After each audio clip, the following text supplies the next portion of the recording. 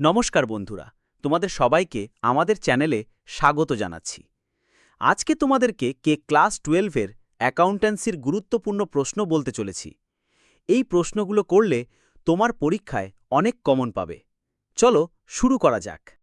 অংশীদারি চুক্তির অবর্তমানে অংশীদারগণ ঋণের ওপর কী হারে সুদ পেতে পারেন?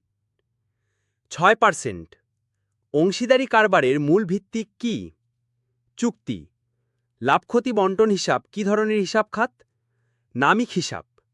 যদি কোনো অংশীদার প্রতি মাসের শুরুতে একটি নির্দিষ্ট পরিমাণ অর্থ উত্তোলন করেন, তবে তাকে উত্তোলনের ওপর কত মাসে সুদ দিতে হবে? 6.5 মাস। অংশীদারি চুক্তিপত্রের অবর্তমানে অংশীদারগণ কোনটি পায়? ঋণের ওপর সুদ। অংশীদারদের দায়ের পরিমাণ কত? অসীম। কোন দলিলে অংশীদারি চুক্তির শর্তাবলী উল্লেখ থাকে? অংশীদারি চুক্তিপত্র।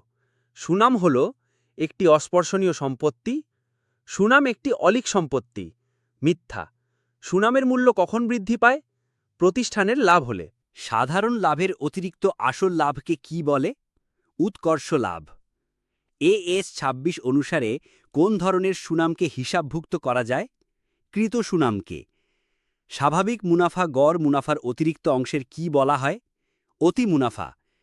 কোন ধরনের সুনামের অস্তিত্ব থাকলেও হিসাবের বইতে লেখা হয় না? গুপ্ত সুনাম। অংশীদারগণের চলতি হিসাব কি ধরনের হিসাব খাত? ব্যক্তিগত হিসাব খাত। প্রাইভেট লিমিটেড কোম্পানির সদস্য সংখ্যা সর্বনিম্ন কত? 2। সর্বজনীন কোম্পানির সদস্য সংখ্যা সর্বোচ্চ কত হতে পারে? অসীম। ঋণপত্রের ওপর বাট্টা হল অলিক সম্পত্তি। দামোদর ভ্যালি কর্পোরেশন একটি বিধিবদ্ধ কোম্পানি। কোন ধরনের শেয়ারের মূল্য কোম্পানির বিলোপ সাধনের সময় প্রদান করা হয়? সাধারণ শেয়ার।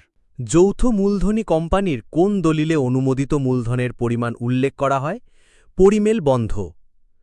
কিসে কোম্পানির ঘরোয়া নিয়মাবলী লিপিবদ্ধ থাকে? পরিমেল নিয়মাবলীতে। ভিডিওটি ভালো লাগলে অবশ্যই লাইক দেবে। ঠিক আছে, আবার পরের ভিডিওতে দেখা হবে। নমস্কার।